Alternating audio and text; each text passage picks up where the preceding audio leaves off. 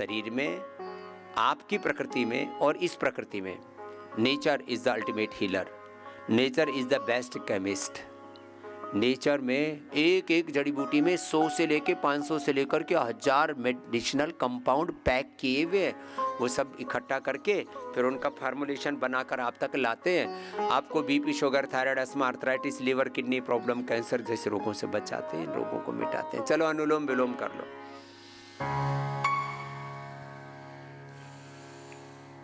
ओम जी स्वामी जी, आपके श्री चरणों मेरा प्रणाम, आप सभी को मेरा अभिवादन। स्वामी जी, आज हम बात करेंगे डायबिटीज़ के बारे में, मधुमेह के बारे में, और देखेंगे मधुग्रिड जो हमारी बहुत अच्छी मेडिसिन है, जो डायबिटीज़ को अच्छे तरीके से कंट्रोल, रेगुलेट और उससे हमें छुटकारा दिलाती है। आप स्वामी जी उसके बारे में देखेंगे। दोनों के बारे में पूरी रिसर्च की है बार बार, और एनिमल ट्रायल से लेकर के ह्यूमन ट्रायल तक। मधुनाशिनी तो ये 35 साल पुराना फार्मूलेशन है। तो एक खाली पेट देते हैं मधुनाशिनी, मधुग्रिड खाने के बाद देते हैं। माने कोई अवकाश छोड़ते ही नहीं, रोग को 10 दिशाओं से घोट करके, जैसे शत्रु जब प्रबल होता है तो चारों दिशाओं से, 10 दिशाओं से प्रोटेक्ट करते हैं और उसका खात्मा कर देते हैं। तो हर रोग का हम खात्मा करते हैं 10 दिशाओं से, योग से, आयुर्वेद से, नेचुरोपैथी से, उपवास से, उपासना से, मड थेरापी से, और ये सन थेरापी सब चल रही है। आँख में आई ग्रिट, कान में ईयर ग्रिट, नाक में नोतेल, मिट्टी पट्टी का भी हमने, लोगों के पेट मोटे मोटे हो गए, पट्टी छोटी छोटी थी तो मैंने पट्टी भी मोटी मोटी करवा दी, पूरा पेट ढक लेती है तुम्हारे साइज के अकॉर्डिंग। हमने नहीं, पतले पेट वाले के ऊपर तक, नीचे तक पूरे में आ जाती है, और फिर जो है ना अंदर की सारी गर्मी को, अंदर के सारे विकारों को, सारे दोषों को सोख लेती है। चलो करो। बच्चे भी हमारे बहुत अच्छे हैं, सारे थेरापिस्टों के लिए जोरदार ताली बजाओ। सुबह सुबह ये 3:30 बजे उठ जाते हैं। हाँ, हमारी यात्रा सुबह 3 साढ़े 3 बजे से शुरू हो जाती है। जी डॉक्टर साहब। हाँ स्वामी जी, तो हम बात करें डायबिटीज़ की, मधुमेह की। ये एक स्वामी जी मेटाबॉलिक डिजीज़ है, जिसमें हमारे शरीर के रक्त के अंदर ग्लूकोज का लेवल बहुत बढ़ जाता है। और इसके स्वामी जी 2 बेसिक कारण हैं। एक तो ये कि या तो हमारा शरीर अच्छा इंसुलिन, अच्छे अमाउंट में इंसुलिन नहीं बना रहा है, पर्याप्त इंसुलिन का सिक्रीशन हमारे पेनक्रियाज से नहीं हो रहा है, अग्न्याशय से नहीं हो रहा है, या दूसरा कारण है स्वामी जी हमारे शरीर की कोशिकाएं उस इंसुलिन को जवाब नहीं दे रही हैं। तो इन दोनों के बीच का जो स्वामी जी अंतर है, वही टाइप 1 और टाइप 2 होता है।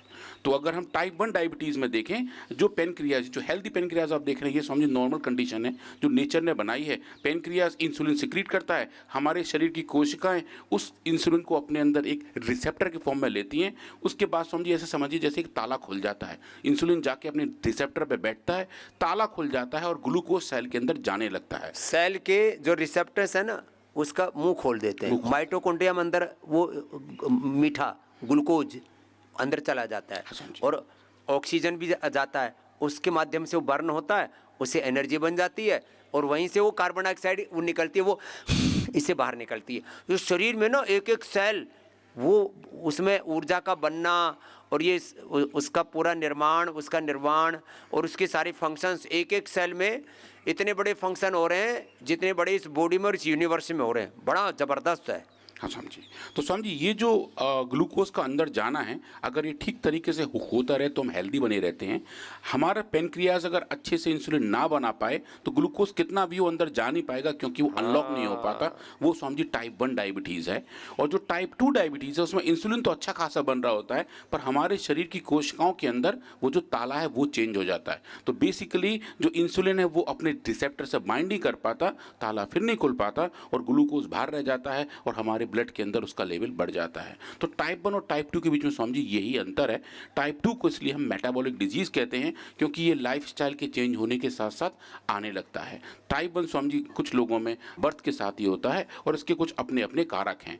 तो आज हम बात करेंगे ऐसे ही एक पूरे फिनोमिना की, कि कैसे ये डायबिटीज़ आगे बढ़ती है। और स्वामी जी जैसा आपने हमें बताया कि डायबिटीज़ एक ऐसी बीमारी है जिसमें मेटाबॉलिज्म मॉडिफाई हो रहा है, पर आप स्वामी जी हमें बार बार ये भी बताते हैं कि स्लो इन्फ्लेमेशन हर एक बीमारी का कारक होता है। तो स्वामी जी हमने ये भी देखा कि क्या डायबिटीज़ के दौरान हमारे शरीर के अंदर इन्फ्लेमेशन का लेवल बढ़ जाता है क्या, और अगर बढ़ जाता है तो क्या हम मधुग्रिड के ट्रीटमेंट से उस डायबिटिक इन्फ्लेमेशन को भी कंट्रोल और रेगुलेट कर सकते हैं। तो स्वामी जी डायबिटीज़ के और जो नए आयाम हैं स्वामी जी, उस पर हम काफ़ी सारा काम कर रहे हैं, आज हम इसी के बारे में देखेंगे।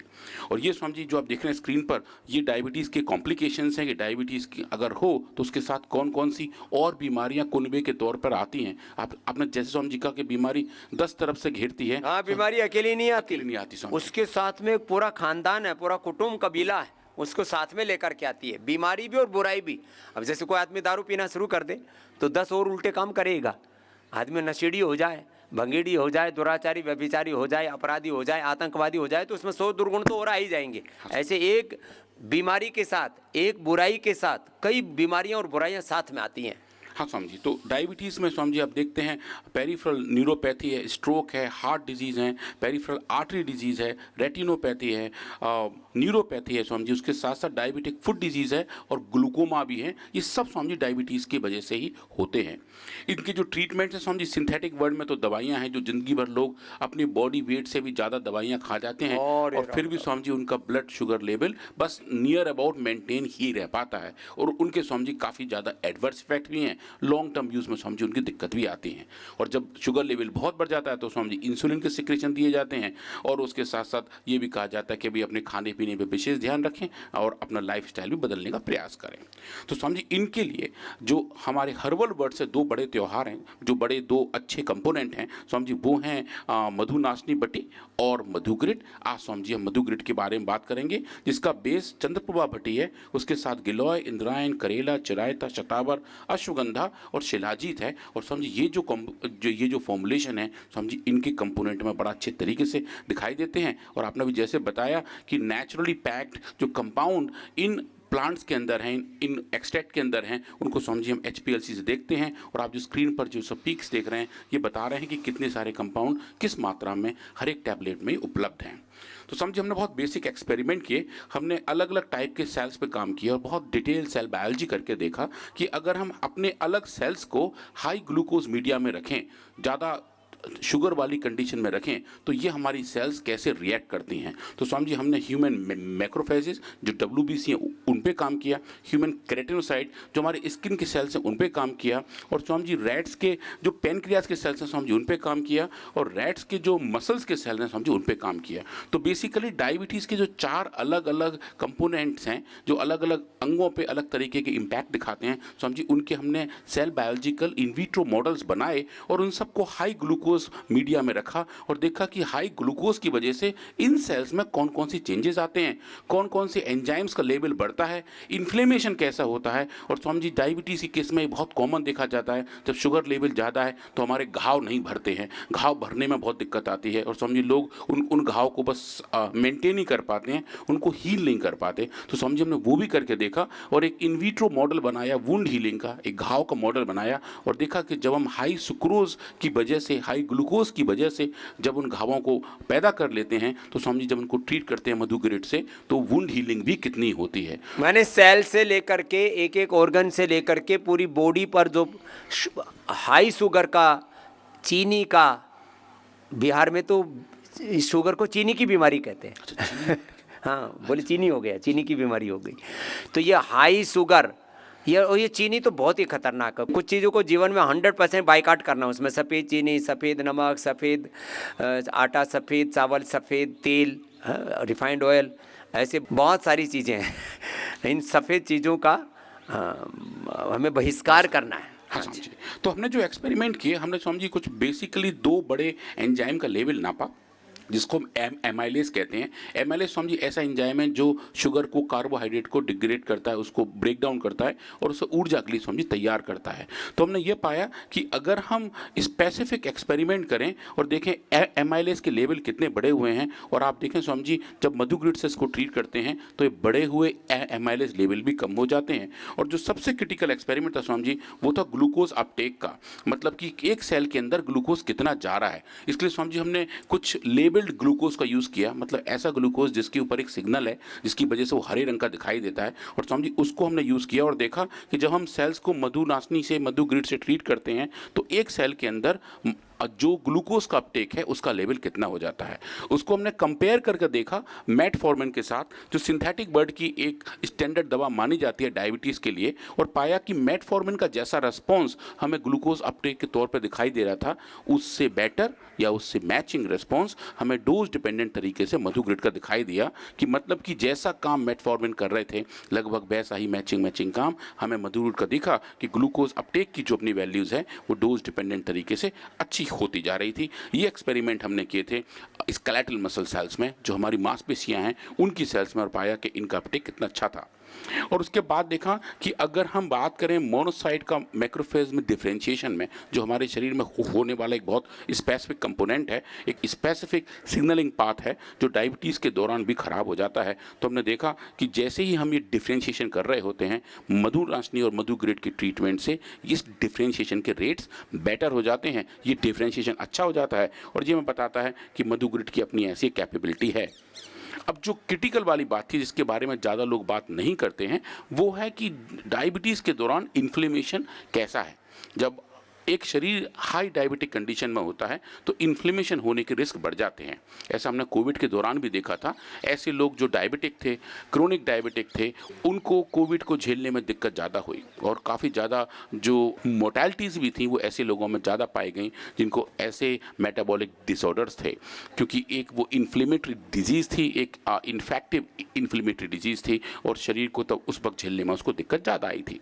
तो हमने वो वाले काम किए और देखा कि अगर हम हाई शुगर बैकग्राउंड में इन्फ्लेमेशन को इंड्यूस करें तो कैसा इन्फ्लेमेटरी चेंजेस आते हैं। और हमने पाया कि TNF अल्फा जो एक बड़ा साइटोकाइन है, या इंटरल्यूकिन 6 IL-6 जो भी एक साइटोकाइंस के कुनबे का सरदार है, उनको हमने नापा और पाया कि मधुग्रिड की ट्रीटमेंट में की वजह से जो भी बढ़े हुए साइटोकाइन के लेवल थे वो डोज डिपेंडेंट तरीके से कम हो गए। और अगर आप देखें मेटफॉर्मिन के अंदर जो रिस्पॉन्स हमें देखने को मिलता है, मेटफॉर्मिन के मुकाबले सुपीरियरिटी हमें सर इस पैरामीटर में मधुग्रिड की देखने की मिली कि मधुग्रिड शुगर लेवल को रेगुलेट करने के साथ साथ इन्फ्लेमेशन को भी बहुत अच्छे से रेगुलेट और कंट्रोल कर सकता है। और जब आप इसको हाई शुगर एनवायरमेंट में रखते हैं तो जो TNF की एक्टिविटी है, IL-1 बीटा की एक्टिविटी है, NF कापा भी की एक्टिविटी है, जो अलग अलग प्लेयर्स हैं जो पूरे शरीर के इन्फ्लेमेशन स्टेज को रेगुलेट करते हैं, उनकी भी एक्टिविटी को भी आप देखें मधुग्रिड की वजह से हमें एक अच्छी सुपीरियरिटी के साथ रिस्पॉन्स देखने को मिला। अब अभी हम जो देख रहे हैं स्क्रीन पर, अगर हम उसको बड़े स्क्रीन पर देखें कि ये हम देख रहे हैं वुंड हीलिंग के बारे में, मतलब कि बीमारियों के जो एक और चक्र है जो हमें डायबिटीज़ में ज़्यादा देखने को मिलता है, वो है कि चोट हौले हौले भरती है। अगर कोई चोट लग जाए उसे भरने में बहुत टाइम लगता है क्योंकि शरीर के अंदर शुगर का लेवल ज़्यादा होता है। तो वही एक्सपेरिमेंट हमने यहाँ किए और हमने ह्यूमन स्किन सेल्स को ग्रो किया। जब वो एक मोनोलेयर में ग्रो हो गए तो उसके बाद हमने एक पिन लेकर उस मोनो लेयर के ऊपर एक स्क्रैच लगाया। जब हमने स्क्रैच लगाया तो उतने हिस्से के सेल्स हट गए और फिर उनको छोड़ दिया और देखा कि इस स्क्रैच को भरने में कितना समय लगता है। तो ये कि बहुत सिंपल इन विट्रो बायोलॉजी का एक्सपेरिमेंट है जहां हम देख रहे हैं कि जब हम नॉर्मल तरीके से नॉर्मल ग्लूकोज के साथ इसको रखें तो ये जो स्क्रैच है जहाँ आप देख रहे हैं, जहाँ मेरा कर्सर है, ये 24 घंटे के अंदर लगभग आधा नेचुरली अपने आप भर जाता है। इन्हीं सेल्स को, इन्हीं स्क्रैच को अगर हम हाई ग्लूकोज एनवायरनमेंट में रखें तो इसको भरने में टाइम लगता है और 24 घंटे में इसमें कुछ ज़्यादा चेंज नहीं दिखाई देते और घाव वैसे का वैसा रह जाता है। अब इस high sugar high glucose content के दौरान अगर आप मधुग्रिड को इंट्रोड्यूस कर रहे हैं तो आप देखिए कि मधुग्रिड के ट्रीटमेंट की वजह से वो जो घाव नहीं भर रहे थे उनका भी भरना शुरू हो जाता है और 24 घंटे के अंदर डोज डिपेंडेंट तरीके से जो वूंड था वो हील हो जाता है और जो गैप थे दोनों लेयर्स के बीच में वो कम होने शुरू हो जाते हैं। इसको अगर आप क्वांटिफाई करके देखें कि परसेंटेज वुंड क्लोजर कितना हो रहा है, कि जो घाव है वो कितना किस परसेंटेज में कम हो रहा है और जो सेल्स का माइग्रेशन रेट है उस घाव को भरने के लिए वो कितना है, तो वो भी अगर आप नापें तो आप देखेंगे सर डोज डिपेंडेंट तरीके से मधुग्रिड इस वुंड हीलिंग में बहुत ही ज़बरदस्त एक्टिविटी दिखाता है और मधुग्रिड की ट्रीटमेंट की वजह से ये वुंड हीलिंग अच्छी हो जाती है। जो क्लिनिकली बहुत रेलिवेंट है कि जो डायबिटीज़ के पेशेंट्स हैं जिनको वुंड हीलिंग में दिक्कत है, जिनके घाव हौले हौले भर रहे हैं, अगर वो मधुग्रिड का सेवन करते हैं तो उनके अंदर भी हमें कुछ ऐसे रिस्पॉन्स देखने को मिलते हैं, घाव जल्दी बनने लगते हैं और शुगर लेवल भी नॉर्मलाइज होना शुरू हो जाता है। तो ये तो हमने देखा एक ऐसा एक्सपेरिमेंट जो सेल बायोलॉजी के लेवल पे था। हम सर इसको और भी आगे लेके गए और हमने कुछ मॉडल ऑर्गेनिज्म पे काम किए। हमने काम किया सी एलिगेंस के अंदर, हमने काम किया ड्रोसोफिला बायोलॉजी के अंदर, हमने काम किया ज़ीब्रा फिश के अंदर और रैट्स एंड माइस में भी। तो अलग अलग प्री क्लिनिकल मॉडल्स हमने डेवलप किए जहाँ हमने बात की थी कि किस तरीके से कौन कौन से स्पेसिफिक चेंजेस डायबिटीज़ की वजह से होते हैं और इन अलग अलग प्राणियों में क्या हम उनको मेजर कर सकते हैं। आज मैं बात करूँगा सी एलिगेंस के बारे में, कल मैं बात करूंगा ड्रोसोफिला बायोलॉजी के बारे में, जिसमें बहुत ही सुंदर तरीके से हम देख सकते हैं कि ड्रोसोफिला एक छोटी सी एक मक्खी होती है, जिसको हम फ्रूट फ्लाई कहते हैं, जो केले के ऊपर आती है, जिसकी आंखें ऑरेंज कलर की होती हैं। उसके ऊपर भी काफ़ी सारा रिसर्च किया गया है और हमने उस पर भी दिखाया है कि मधुग्रिड के ट्रीटमेंट से हमें बहुत सुंदर रिकवरी देखने को मिलती है। वो डेटा हम कल देखेंगे। आज हम बात करेंगे सी एलिगेंस के बारे में, जिसके बारे में लगभग हर दूसरे तीसरे दिन हम इंट्रोडक्शन रखते हैं कि ये एक ट्रांसपेरेंट सा वर्म है, केंचुए का दूर का भाई है। इसकी 21 दिन की उम्र होती है, पर ये शुगर को भी अलग तरीके से रेस्पॉन्ड करता है। तो हमने क्या किया, हमने इस सी एलिगेंस को ग्लूकोटॉक्सिटी दी, मतलब हाई अमाउंट ऑफ ग्लूकोज की वजह से जो टॉक्सिटी आती है इसको हम ग्लूकोटॉक्सिटी कहते हैं। और देखा कि अगर हम इनको 100 मिलीमोलर ग्लूकोज में रखें तो इनकी जो लाइफ साइकिल है वो चेंज हो जाती है, इनके रहने का तरीका चेंज हो जाता है, इनकी चाल भी चेंज हो जाती है। ये कर्ल ज़्यादा करते हैं, ये गोल गोल स्ट्रक्चर ज़्यादा बनाने लगते हैं, जो इनके बिहेवियर के बारे में बताता है। इनके शरीर के अंदर ट्राइग्लिसराइड और ग्लूकोज का लेवल बढ़ जाता है, लिपिड का लेवल चेंज हो जाता है, रिएक्टिव ऑक्सीजन स्पीशीज़ मतलब ऑक्सीडेटिव स्ट्रेस बढ़ जाती है, और वो सब स्ट्रेस एक कारक की वजह से होती है, वो है हाई ग्लूकोज। तो अगर हाई ग्लूकोज में इन वर्म्स को रखें तो इनके अंदर जो चेंजेस आते हैं, हमने उन सबको नापा और देखा कि जब ऐसी सिचुएशन हमने इंट्रोड्यूस कर ली तो क्या हम मधुग्रिड के ट्रीटमेंट से उनको रिवर्स कर सकते हैं या फिर होने से रोक सकते हैं। तो सर ने यही बहुत डिटेल एक्सपेरिमेंट किए और आप जो स्क्रीन पर देख रहे हैं वो इनकी फिनोटाइप्स हैं।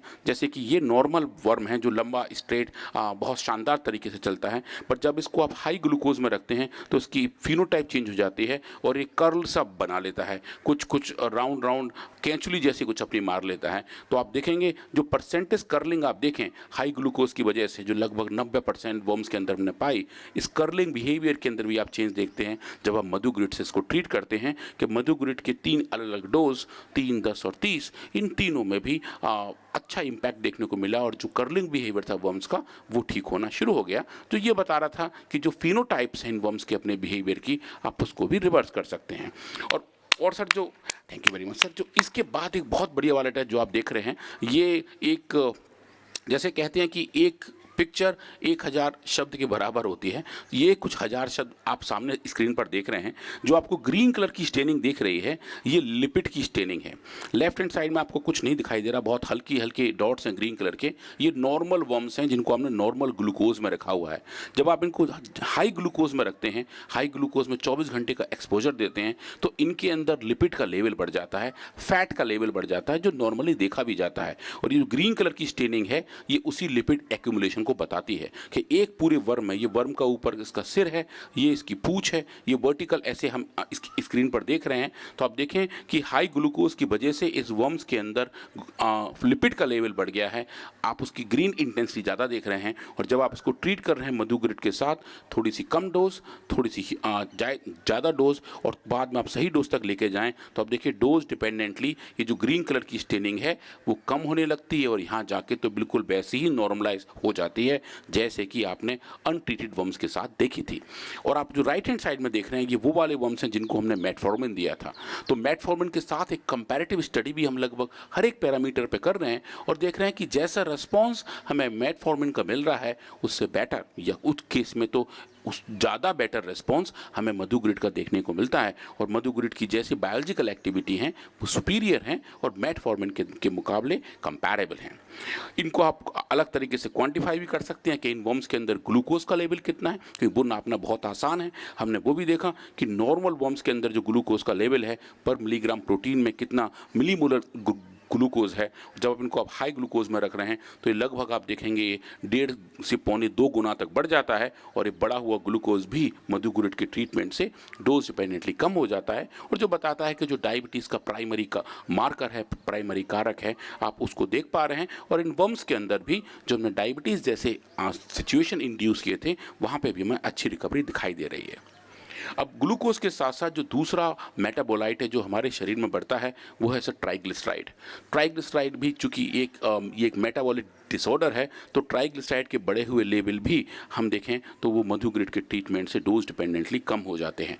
ट्राइग्लिसराइड को कम करने में मेटफॉर्मिन का ज़्यादा रोल नहीं पाया जाता और हमें बहुत थोड़ा सा चेंज दिखाई दिया, पर इस पैरामीटर आप देखेंगे मधुग्रिड ने बहुत समुचित तरीके से, पर्याप्त तरीके से इस बढ़े हुए ट्राइग्लिसराइड के लेवल को भी कम किया था। और उसके साथ साथ जो ऑक्सीडेटिव स्ट्रेस हैं जो हर एक सेल में ज़्यादा ग्लूकोज की वजह से पैदा होती हैं, उनको हमने अलग अलग तरीके से नापा, चाहे वो लिपिड परऑक्सीडेशन हो या फिर ऑक्सीडेटिव स्ट्रेस के जो और मार्कर हैं जिसको हम रिएक्टिव ऑक्सीजन स्पीशीज कहते हैं, चाहे वो हों, उन सबको नापा और पाया कि मधुग्रिड के ट्रीटमेंट से ये डोज डिपेंडेंटली कम हो गए थे।